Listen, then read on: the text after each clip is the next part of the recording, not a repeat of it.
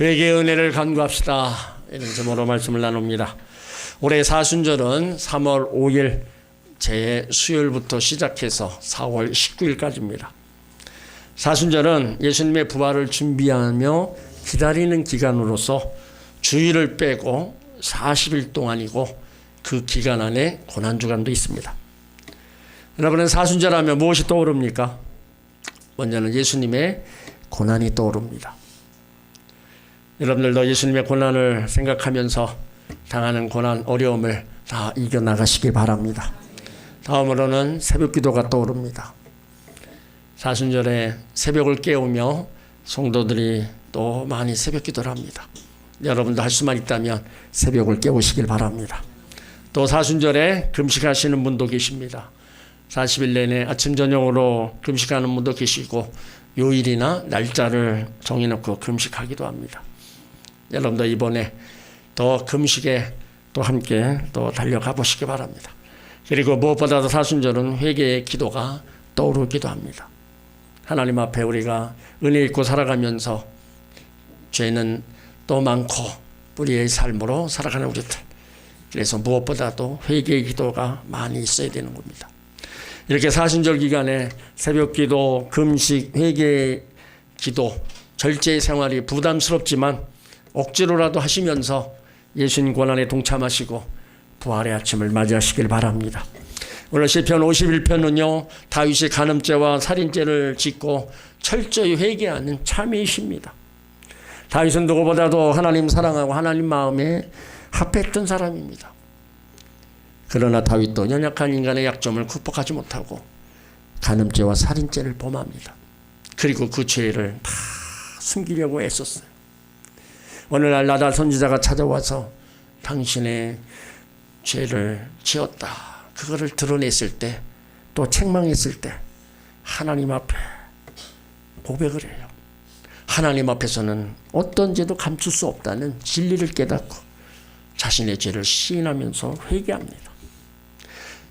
다윗이 살인죄와 간음죄를 짓고 철저히 회개하는 모습은요, 우리에게 회개의 단계를 보여주면서 회개의 자리로 나가는 것을 알려주고 있는 겁니다. 우리는 다윗처럼 죄를 짓지 않았더라도 매일 죄를 짓고 살아갑니다. 그런 죄들을 하나님 앞에 회개해야 된다는 겁니다. 다윗은 오늘 세 가지 죄를 인정합니다. 죄악과 죄와 죄가입니다. 오늘 2절에 보면 나의 죄악을 말같게 씻기시며, 다윗은 죄악을 말하고 있어요. 여기 죄악이란 어그러지고 또 일그러진 그런 행위, 왜곡된 행위를 말합니다. 또 다윗은요 나의 죄를 깨끗이 제하소서, 그 죄를 회개하고 있어요. 죄는 목표를 빗나가는 것이고 죄악은 그 이상의 문제를 의미하는 겁니다. 죄가 죄악을 저지르는 기원이 되고 죄가 사람을 추하고 바로 더럽게 만드는 거예요. 그리고 3절에 가서 죄악과 죄라는 다른 단어를 씁니다. 죄가라는 말을 써요. 이것은 내가 죄를 지었다는 사실을 인정한다는 거예요. 대전하는 내 죄가를 아오니 내 죄가 항상 내 앞에 있나이다. 그러니까 죄가는 죄의 종노릇하여 죄악을 저질렀고 그로 인해서 짊어지는 죄의 짐이 바로 죄가입니다. 다윗은 죄에 대한 인식 처음부터 하지 않았습니다. 죄에 대한 인식도 느끼지 않고 죄를 대면해서 직시하지도 않았습니다. 그냥 죄를 짓고 난 다음에 그냥 평상시와 똑같이 살았어요. 그런데 나단 선지자를 통해 죄를 지적당하고 자신의 죄를 인정하는 거예요. 부인하지 않았습니다. 그대로 인정하면서 이제 고백하는 거예요. 죄악에 대해서 말같게 씻기시며 죄에 대해서 깨끗이 제하시고 죄가에 대해서는 도말하소서. 자신을 낮추고 눈물의 회개를 하며 죄악에서 벗어나기를 원했던 겁니다. 여러분, 우리는 어떻습니까?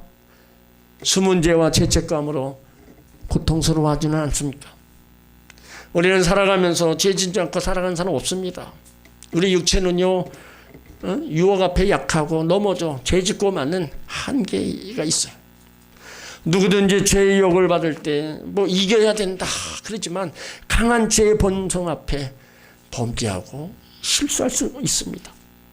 그러다 보니까 여전히 우리 속에 죄를 숨기고 또 감추려고 하는 거예요. 그러나 하나님 앞에는요, 죄를 속일 수도 없고 하나님의 눈도 피할 수가 없습니다.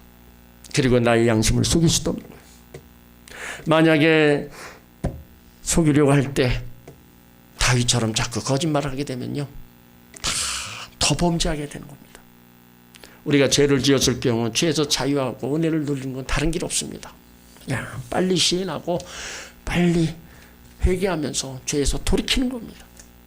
그러니까 중요한 거는 회개의 타이밍이라는 거예요. 다윗의 경우요, 이 죄를 시인했지만 타이밍이 길었어요. 빨리 즉시 하지 못하고 끌다가 나단 선지자의 추적 후에 시인했습니다. 물론 하지 않는 것보다 낫지만 죄의 고백과 회개의 타이밍이 늦을수록요, 자신한테 손해입니다. 항상 기억할 것은 하나님이 기뻐하시는 뜻은 죄를 지었을 때 당장 시인하고 회개하라는 거예요. 때론 내가 무슨 죄가 있느냐 하는 사람도 있습니다. 그러나 죄가 없다 하면 하나님을 거짓말하는 자로 만든다 그랬어요. 요한일서 1장 8절에 만일 우리가 범죄하지 아니했다 하면 하나님을 거짓말하는 자로 만드는 것이니 또한 그의 말씀이 우리 속에 있지 아니하리라. 의인은 없나니 한 사람도 없다. 성경은 말씀하고 있어요. 그러므로 살면서 생활 속에 짓는 죄의 허물이 있음을 인정하시고 바로바로 회개하시길 바랍니다. 다윗은요, 바로 하나님께 죄를 지었다고 고백합니다. 4절에 보면 내가 주께만 범죄하여 주의 목전에 악을 행하였사오니. 다윗은 사람에게 죄를 범했습니다. 밧세바에게, 남편 우리아에게, 전사한 병사들에게, 자기에게 복종한 백성들에게 죄를 범했어요. 자, 그런데 다윗은 주께만 범죄했다 고백합니다. 이 고백은 자신의 소용이 여러 사람의 영향을 미치는 것으로 끝나는 게 아니라 본질적으로 주께 대한 범죄라는 것을 인식한 겁니다. 그러니까 죄를 짓는 사람들은 대개 후회나 반성을 합니다. 교회 안에서도 후회하고 뉘우치는 사람 많습니다. 그러나 자기 죄가 하나님께 죄를 지었다고 고백하고 회개하는 사람 많지 않습니다. 그러니까 따지고 보면 다윗의 죄란 사람에게 대해서 해서는 안 될 일을 저지른 거예요. 그런데 하나님의 형상으로 지음받은 여러 사람에게 지은 죄, 그 사람을 지으신 하나님의 계획과 뜻과 법을 거역하고 바로 파괴하는 겁니다. 그러므로 죄를 짓는 것은 사람에게 짓는 것이지만 하나님께 범죄하는 거예요. 요셉도요, 다윗과 같았습니다. 보디발의 유혹을 통해 죄를 지을 수 있는 그 유혹을 받을 때 창세기 39장 9절에 보면 내가 어찌하여 큰 악을 행하여 하나님께 득죄하리까. 그러니까 자기가 짓는 죄가 결국은 하나님께 짓는 죄라는 겁니다. 그러니까 우리가 깨달아야 됩니다. 사람에게 죄악을 저지르는 것은 하나님께 죄를 짓는 것이라는 것을 알아야 됩니다. 따라서 회개란 하나님께 회개하며 용서를 구하는 겁니다. 어떠한 잘못된 일에 대해 후회나 반성의 도덕 수준은요, 회개가 아닙니다. 내가 하나님께 죄를 지었다고 용서를 구해야 되는 겁니다. 그 죄를 자복하고 회개할 때 핑계대지 말아야 됩니다. 오늘 4절에 보면 주께서 말씀하실 때 의로우시다 하고 판단하실 때 순전하시다 하리이다. 이 말은 주님이 아니고서는 불의함과 더러움 뿐이고 어떤 말로도 핑계대어도 소용없다는 겁니다. 주님 앞에 저지른 죄는 다 제 잘못이라고 자복하는 겁니다. 그 진정한 회개는 자기를 정당하거나 합리하는 게 아니에요. 입이 10개라도 할 말이 없다는 자복이 있어야 됩니다. 죄의 말씀이 들려질 때 마음 한구석에 내가 죄를 짓기로서니 이렇게 생각하면 그건 회개가 아닙니다. 이런 일로 저주를 받아 삶이 불통하다면 지나친 게 아닌가 이렇게 생각해도 참된 회개가 아닙니다. 어떤 경우에도 핑계대지 않고 자복해야 참 회개인 겁니다. 우리는 하나님 앞에서요, 어떤 죄도 감출 수 없습니다. 얼마 동안 감춘다 하더라도 죄를 품고 있으면 우리 영혼이 자유함이 없어요. 죄책감이 우리 영혼을 짓누르면 여러분 뼈가 마르고 양심에 평안이 없습니다. 그리고 죄는요, 하나님과의 관계를 멀어지게 만드는 거예요. 오직 너희 죄악이 너희와 너희 하나님 사이를 내었다. 하나님과 나 사이에 보이지 않는 죄의 담으로 인해서 우리가 기도를 해도 하나님이 듣지 않으신다는 겁니다. 너희 죄가 그 얼굴을 가리워서 너희를 듣지 않으시게 함이니 내가 내 마음에 죄악을 품으면 주께서 듣지 아니하시리라. 그렇기 때문에 죄가 단순한 문제가 아닙니다. 또 죄는 사람들과의 관계도 틀어지게 하고요, 자신과의 관계도 깨트리는 겁니다. 그러니까 죄는 해로운 것이고 우리 삶이 황폐하게 만드는 거예요. 그러니까 회개해야 된다는 겁니다. 참된 회개하는 자 자신의 현재를 제대로 바라보게 됩니다. 무엇이 나를 망가뜨렸는가? 무엇이 시기, 질투, 탐욕, 정욕, 욕망으로 부글거리게 했는가? 모든 것을 다 가져도 더 가지고 싶고 모든 것을 내 마음대로 하면서 더 내 마음대로 하고 싶은 그 원인이 도대체 무언가? 죄가 그렇게 한 것이 틀림이 없는데 언제 그 죄가 나에게 들어왔나? 언제부터 죄가 들어왔습니까? 오늘 5절에 말씀하고 있어요. 내가 죄악 중에 출생하였으며 모친이 죄 중에 나를 잉태하였나이다. 그러니까 다윗은 내 마음이 부패하고 악에 가득한 것이 모친이 죄 중에 나를 잉태한 것이다. 그러니까 모친이 죄 중에 잉태하고 죄악 중에 태어난 자녀들은 다 죄인입니다. 그때부터 바로 죄를 바로 지은 거예요. 우리가 예수 믿기 전에는요, 죄인이라는 것을 몰랐습니다. 내가 뭐 크게 잘못한 것도 없는데 내가 왜 죄인이냐. 그러나 아담의 후손인 우리는요, 원죄를 가지고 태어나기 때문에 우리 속에 죄가 있는 거예요. 그래서 사람은 누구나 죄성을 가지고 태어납니다. 그거는 모든 사람이 다 가지고 태어나고 다 죄인이라는 거예요. 로마 8장 28절에 죄인들의 마음을 상실한 마음이라고 합니다. 이 상실한 마음이란 죄인의 본성상 마음속에 하나님을 두기를 싫어하는 마음입니다. 하나님 두기를 싫어하니까 우리 안에 뭐가 들어와요? 상실한 마음속에는 불의와 추악과 탐욕과 악의와 시기, 살인, 분쟁, 사기, 악독, 수근수근거림, 비방, 하나님을 미워함, 능욕, 교만, 자랑, 악을, 도모, 부모 고역, 우매, 배약, 무정, 무자비, 이런 것들이 우리 안에 들어와서 이런 것들로 인해서 죄를 짓는 겁니다. 그리고 상실한 마음으로부터 육체의 일을 드러나는 거예요. 갈라디아서 5장 19절에 육체의 일은 현저하니 곧 음행과 더러운 것과 오색과 우상숭배와 주술과 원수 맺는 것과 분쟁과 시기와 분냄과 당짓는 것과 분열함과 일함과 투기와 술 취함과 방탕함, 이와 같은 것들이라. 세상의 나쁜 것들을 다 모아놓은 것이 육체의 일이고 상실한 마음에서 다 비롯되는 겁니다. 그래서 만물보다 심히 부패한 것이 사람이 마음이라는 거예요. 이런데도 우리가 죄인이 아니라고 고백할 사람 누가 있습니까? 죄에서 자유하고 죄에서 벗어난 사람이 누가 있냐 이거예요. 다윗은 죄를 짓고 나서 기쁨과 즐거움이 사라지고 괴로움만 더했습니다. 8절에 보면 주께서 내 뼈를 꺾으신 것처럼 괴롭습니다. 이게 고백하고 있는 거예요. 시편 32편 3절에 내가 입을 열지 아니할 때 종일 신의 마음으로 내 뼈가 세워였도다. 주의 손이 주야로 나를 누르시오니 내 진액이 빠져서 여름가뭄에 마른같이 되었나이다. 죄의 문제로 죄책감이 찾아오면 우리 영혼은 기쁨이 없고 찬송이 없고 마음이 사막같이 되는 겁니다. 이런 사람들의 얼굴을 보면 생명력이 없는 모습이에요.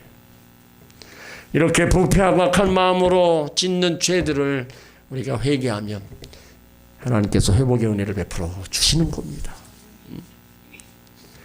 다윗은요, 죄를 짓고 회개하지 않으면 이제 주에서 버림받고 성령이 떠난다는 것이 또 두려웠어요. 10절에 보면 하나님이여 내 속에 정한 마음을 창조하시고 내 안에 정직한 영을 새롭게 하소서.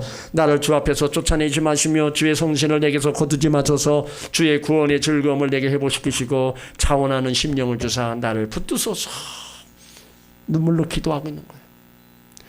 죄 짓고 회개하지 않으면요, 구약에는 성령이 떠나고 신약에는 성령이 소멸됩니다. 여러분 우리 안에 성령이 떠나보세요. 구원의 즐거움도 사라지고요, 기쁨도 사라지고 고통이 찾아옵니다. 육체적으로 괴롭고 심리적으로 괴로운 거예요. 다윗은 그걸 알았던 겁니다. 그래서 회개하며 눈물로 기도하는 겁니다. 우리도 죄 짓고 그 죄악의 길을 잡고 가면 주님 앞에 버림받고 죄의 성령이 떠나고 결국은 모든 것이 다 황폐화되는 거예요. 다윗이 14절에 하나님이여 나의 구원의 하나님이여 피 흘린 죄에서 나를 건지소서. 우리아를 피 흘려 죽게 한 것을 회개하며 기도하는 겁니다. 우리는요, 말씀을 읽고 들을 때 자신을 점검해야 됩니다. 말씀이라는 거울을 들고 자신을 살펴야 되는 겁니다. 다른 사람 눈치 보려고 하지 말고 주의 긍휼과 인자를 얻기 위해서 문제가 되는 죄악들을 우리가 뭔가 점검하고 그것을 우리가 하나님 앞에 회개해야 되는 거예요. 그래야 죄에서 자유함을 얻고 우리가 용서의 은혜를 얻는 겁니다. 용서하는 곳에는 은혜가 있습니다. 다윗은 하나님께 모든 죄가 용서받기를 기도한 거예요. 그래서 1절에 내 죄악을 지워주소서, 2절에 죄악을 맑게 씻기시며 내 죄를 깨끗게 하소서, 7절에 예수님 대속의 사랑을 근거하여 용서해달라고 기도합니다. 우슬초로 나를 정결케 하소서, 내가 정하리이다. 나를 씻기소서, 내가 눈보다 희리이다. 우슬초는 스폰지와 같은 식물입니다. 우슬초는 속죄 제물을 잡아 피를 뿌리고자 할 때 사용됐습니다. 그리고 피가 응고되어 지우려고 할 때도 우슬초를 사용했습니다. 우슬초를 사용하지 않으면 응고되어 잘 지워지지 않던 그 피가 깨끗이 지워진다는 거예요. 예수님의 보혈은 바로 우슬초와 같은 겁니다. 예수님의 보혈은 우리가 죄를 지어도 또 지어도 회개하면 모든 죄를 정결하게 해 주십니다. 이사야 1장 18절에 너희 죄가 주홍같이 붉을지라도 눈과 같이 휘어질 것이요 진홍같이 붉을지라도 양털같이 희게 되리라. 우리의 죄와 허물이 예수님 십자가의 그 은혜로 용서하여 줄 것을 믿으시길 바랍니다. 만일 우리가 우리 죄를 자백하면 그는 미쁘시고 의로우사 우리 죄를 사하시며 우리를 모든 불의에서 깨끗게 하신다 그랬습니다. 그러니까 죄를 지을 때마다 주님께 잡아가시길 바랍니다. 그러면 미쁘시고 의로우신 주의 용서가 우리 가운데 임하는 것입니다. 복음은요, 모든 사람을 죄에서 깨끗게 하시는 능력이 있습니다. 십자가의 도가 멸망하는 자들에게 미련한 거지만 구원을 얻은 우리에게는 하나님의 능력이라 했습니다. 그러므로 우리가 회개하며 용서를 구할 때 하나님이 값없이 깨끗게 정결케 해주시는 겁니다. 어떻게 용서해 주세요? 즉시로 용서해 주십니다. 어떻게 용서하십니까? 죄를 값없이, 내가 자격이 있어서 잘나서 용서하는 게 아닙니다. 예수님 십자가의 은혜로 무조건적인 사랑으로 용서하여 주십니다. 어떻게 용서하여 줘요? 완전히 용서해 주세요. 한 번 죄를 용서해 주시고 그 죄를 다시는 기억지 않고 완전히 동의서에서 먼 것 같이 우리 죄가를 멀리 옮기시고 다시는 정죄하지 않으신다는 겁니다. 하나님 우리의 잘못을 무한히 용서해 주시는 거예요. 그러나 매일 잘못하는 죄와 허물 날마다 주님 앞에 회개하심으로 이 죄로부터 자유와 평강을 얻으시길 바랍니다. 회개하면 회복의 은혜가 임하는 겁니다. 오늘 5절에 내 입이 주를 찬송하며 복음을 전파할 수 있다는 거예요. 그래서 하나님께서 우리에게 원하시는 것은 상하고 통회하는 심령이라는 겁니다. 하나님 앞에 회개하면서 예배하는 심령을 하나님이 더 기뻐하신다는 거예요. 오늘 17절에 하나님이 구하시는 제사는 상한 심령이라 하나님이여 상하고 통회하는 마음을 주께서 멸시치 아니하시리라. 그러니까 다윗은 회개의 삶을 통해 찬송의 삶으로 바른 예배의 삶으로 다 회복됐어요. 오늘 시편 51편 19절에도 의로운 제사 번제 온전한 번제를 기뻐하시리니 저희가 스스로 주의 단에 드리리다.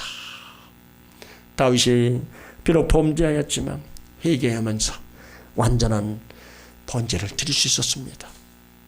우리도 회개하며 예배드리면 은혜가 임하고요, 거기 치료의 역사가 임하는 겁니다.